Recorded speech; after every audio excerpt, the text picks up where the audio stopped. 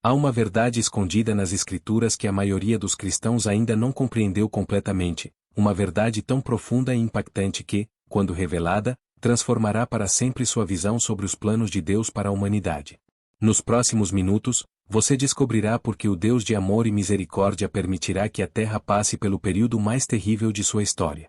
Esta não é uma mensagem para os fracos de coração, mas para aqueles que buscam a verdade absoluta, mesmo quando ela desafia nossa compreensão humana limitada. Enquanto caminhamos juntos nesta jornada de descoberta, peço que você já deixe seu amém nos comentários e se junte a esta comunidade de buscadores da verdade, clicando no botão de inscrição. Porque o que você está prestes a ouvir pode ser a peça que faltava no quebra-cabeça de sua fé. Imagine por um momento a cena mais dramática já descrita nas Escrituras Sagradas. Não estou falando sobre as pragas do Egito, nem sobre o dilúvio nos dias de Noé. Estou me referindo ao período que Jesus Cristo mesmo descreveu como um tempo de tribulação como nunca houve desde o princípio do mundo até agora, nem jamais haverá. Em Mateus capítulo 24 versículos 21 a 22, o próprio Senhor Jesus declarou estas palavras que deveriam fazer tremer todo o coração que tem reverência pelas coisas de Deus. Mas aqui está a pergunta que atormenta milhões de cristãos ao redor do mundo: por que um Deus que se revela como amor, como vemos em 1 João capítulo 4 versículo 8, permitiria que seus filhos passem por tamanha aflição? Porque o mesmo Deus que prometeu nunca nos deixar nem nos desamparar, como registrado em Hebreus capítulo 13 versículo 5, permitirá que a terra seja assolada por catástrofes sem precedentes? A resposta está enterrada nas camadas mais profundas da sabedoria divina, e hoje, pela graça de Deus, vamos desenterrá-la juntos. Para compreendermos verdadeiramente o propósito divino por trás da grande tribulação, precisamos retornar às origens da humanidade, ao Jardim do Éden, onde tudo começou. Em Gênesis capítulo 3 versículos 17 a 19, lemos sobre a maldição que veio sobre a terra por causa da desobediência do homem. A criação inteira foi submetida à vaidade, como Paulo explica magistralmente em Romanos capítulo 8 versículos 20 a 22, e desde então geme e suporta angústias até agora, esperando ansiosamente pela revelação dos filhos de Deus. Mas Deus, em sua infinita sabedoria, não deixou a humanidade sem esperança. Já no Jardim do Éden, ele fez a primeira promessa messiânica em Gênesis capítulo 3 versículo 15, prometendo que a semente da mulher feriria a cabeça da serpente. Esta promessa ecoou através dos séculos, passando por Abraão, Isaque, Jacó, Davi, e finalmente se cumprindo na pessoa bendita de Jesus Cristo. Porém, algo extraordinário acontece quando examinamos as profecias bíblicas sobre os últimos tempos. Descobrimos que antes da restauração completa de todas as coisas, antes do estabelecimento do reino milenar de Cristo, a Terra passará por um período de purificação sem precedentes. Esta não é uma ideia humana ou uma interpretação forçada das Escrituras. É um tema consistente que perpassa tanto o Antigo quanto o Novo Testamento. O profeta Jeremias, conhecido como o profeta das lágrimas, recebeu uma visão aterrorizante do que estava por vir. Em Jeremias capítulo 30 versículos 4 a 7, ele descreve um tempo de angústia para Jacó, um período de tribulação tão intenso que seria comparável aos trabalhos de parto de uma mulher. Mas observe a esperança que emerge mesmo no meio do terror, mas ele será salvo dela. Daniel, o profeta que recebeu revelações extraordinárias sobre os últimos tempos, foi ainda mais específico. Em Daniel capítulo 12 versículo 1, ele fala sobre um tempo de angústia qual nunca houve desde que houve nação até aquele tempo. E aqui está um detalhe crucial que não podemos ignorar. Este tempo de tribulação é seguido pela ressurreição dos mortos e pela entrada na vida eterna. Jesus, o Mestre dos Mestres, confirmou estas profecias antigas e adicionou detalhes que fazem nossos corações estremecerem. Em Lucas capítulo 21 versículos 25 a 28, ele descreve sinais no sol, na lua e nas estrelas, angústia das nações em perplexidade pelo bramido do mar e das ondas, e homens desmaiando de terror pela expectação das coisas que sobrevirão ao mundo. Mas por quê, meus irmãos e minhas irmãs? Por que Deus permitirá tamanha devastação? A primeira razão é tão profunda quanto surpreendente. A grande tribulação é um ato supremo de misericórdia divina. Parece contraditório, não é verdade? Mas deixe-me explicar com a sabedoria das Escrituras. Pedro, o apóstolo que negou Jesus 3 vezes mas foi restaurado pelo amor divino, escreveu em 2 Pedro capítulo 3 versículo 9 que Deus não retarda a sua promessa, mas é longânimo para conosco, não querendo que alguns se percam, senão que todos venham a arrepender-se. A grande tribulação será o último apelo misericordioso de Deus para uma humanidade rebelde. Pense comigo, quantas vezes na história humana Deus usou circunstâncias difíceis para despertar o coração humano? No tempo de Noé, choveu durante 40 dias e 40 noites, mas antes disso, Noé pregou por 120 anos. A destruição de Sodoma e Gomorra foi precedida pela intercessão de Abraão. As 10 pragas do Egito foram oportunidades sucessivas para Faraó se arrepender. Durante a grande tribulação, segundo Apocalipse capítulo 7 versículos 9 a 17, uma grande multidão que ninguém podia contar, de todas as nações, tribos, povos e línguas, se converterá ao Senhor. Estes são aqueles que saem da grande tribulação, lavaram suas vestes e as branquearam no sangue do Cordeiro. A tribulação será o instrumento de Deus para a maior colheita de almas da história humana. A segunda razão pela qual Deus permitirá a grande tribulação é para demonstrar definitivamente a falência completa do sistema mundial atual. Vivemos em uma era onde a humanidade confia em sua própria sabedoria, em seus sistemas políticos, em sua tecnologia, em sua capacidade de resolver os problemas do mundo. Mas Deus, em 1 Coríntios capítulo 1 versículos 25 a 29, declara que a loucura de Deus é mais sábia do que os homens, e a fraqueza de Deus é mais forte do que os homens.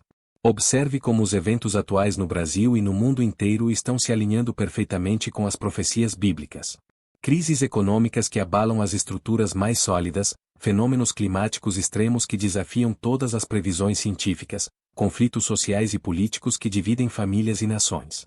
Estamos vendo o cumprimento preciso do que Paulo advertiu em 2 Timóteo capítulo 3 versículos 1 a 5 sobre os tempos trabalhosos dos últimos dias. A terceira razão é ainda mais profunda. A grande tribulação é necessária para a purificação da Igreja de Cristo. Em Apocalipse capítulos 2 e 3, Jesus enviou mensagens para 7 igrejas, e 5 delas receberam chamadas ao arrependimento. A igreja de Laodiceia foi descrita como morna, nem fria nem quente, uma condição que provocou náusea no coração de Cristo. Malaquias, o último profeta do Antigo Testamento, recebeu uma visão profética sobre o refinamento que haveria de vir. Em Malaquias capítulo 3 versículos 2 e 3, ele pergunta: quem poderá suportar o dia da sua vinda? E quem poderá subsistir quando ele aparecer? Porque ele será como o fogo do ourives e como o sabão dos lavandeiros. E assentar-se-á como fundidor e purificador de prata, e purificará os filhos de Levi, e os refinará como ouro e como prata. A quarta razão revela o coração paternal de Deus de uma forma extraordinária. A grande tribulação cumprirá as promessas feitas a Israel.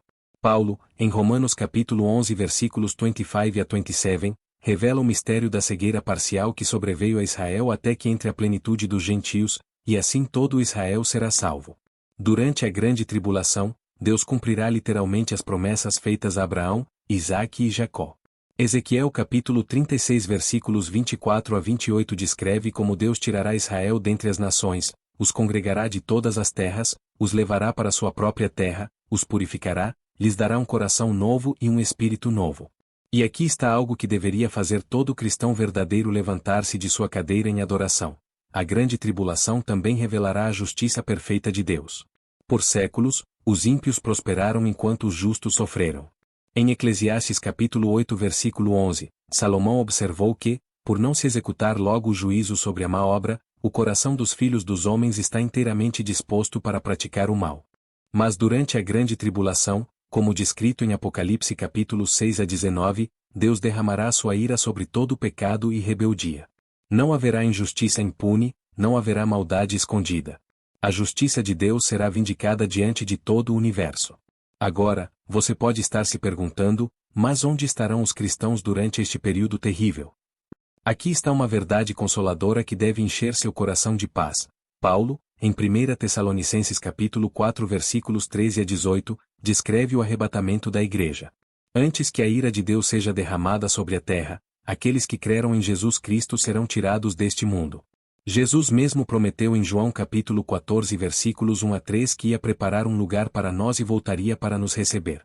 Esta promessa não é poesia ou metáfora, é a garantia literal do Filho de Deus. Mas isso não significa que devemos ser indiferentes ao que está por vir. Pedro nos exorta em 2 Pedro capítulo 3 versículos 11 e 12, havendo, pois, de ser todas estas coisas assim desfeitas, que pessoas vos convém serem santo trato, e piedade, aguardando, e apressando-vos para a vinda do dia de Deus. Observe os sinais ao nosso redor. No Brasil, vemos o cumprimento das palavras de Jesus sobre o aumento da iniquidade e o esfriamento do amor de muitos. Vemos o cumprimento da profecia de Paulo sobre os homens sendo mais amigos dos deleites do que amigos de Deus. Vemos o cumprimento das palavras de Pedro sobre escarnecedores nos últimos dias. As catástrofes naturais estão aumentando em frequência e intensidade. Os conflitos internacionais estão se multiplicando. A moralidade está sendo redefinida diante de nossos olhos.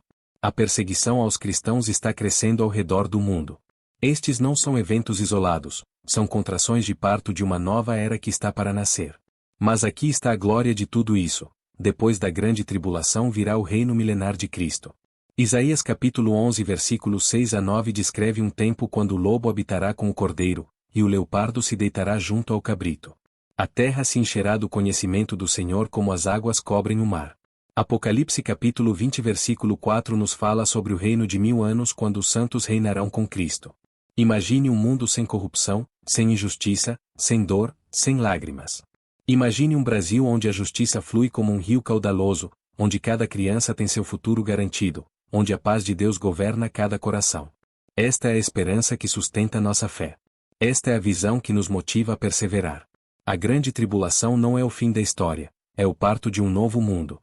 Paulo, em Romanos capítulo 8 versículo 18, declara com autoridade apostólica: porque para mim tenho por certo que as aflições do tempo presente não são para comparar com a glória que em nós há de ser revelada. Então, como devemos viver à luz desta verdade?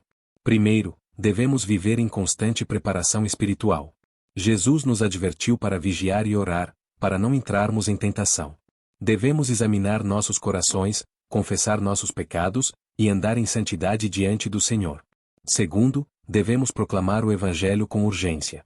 Paulo disse em Romanos capítulo 10 versículo 14, como, pois, invocarão aquele em quem não creram?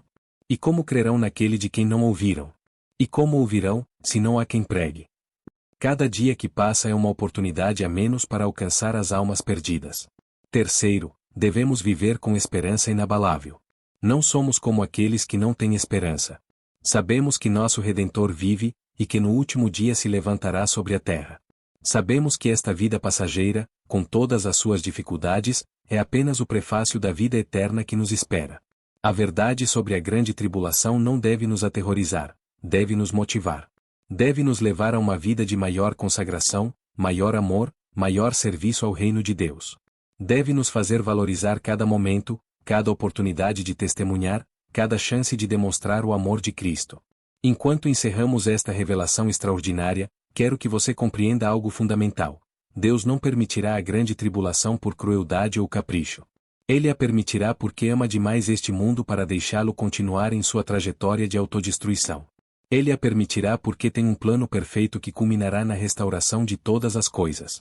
Em Romanos capítulo 8 versículo 28, Paulo nos assegura que todas as coisas contribuem juntamente para o bem daqueles que amam a Deus, daqueles que são chamados segundo o seu propósito. Isto inclui até mesmo os períodos mais sombrios da história humana. Se esta mensagem tocou seu coração e abriu seus olhos para a verdade eterna de Deus, não hesite em expressar sua gratidão com um like, compartilhar esta luz com seus amigos e familiares, e inscrever-se para que possamos continuar a desvendar juntos os mistérios divinos. Porque em tempos como estes, precisamos estar unidos na fé, fortalecendo uns aos outros, e proclamando juntos a esperança que não envergonha. Que o Senhor abençoe abundantemente sua vida, e que possamos nos encontrar nas nuvens quando Jesus vier buscar sua igreja. Até lá, permaneçamos firmes, inabaláveis, e sempre abundantes na obra do Senhor. Amém.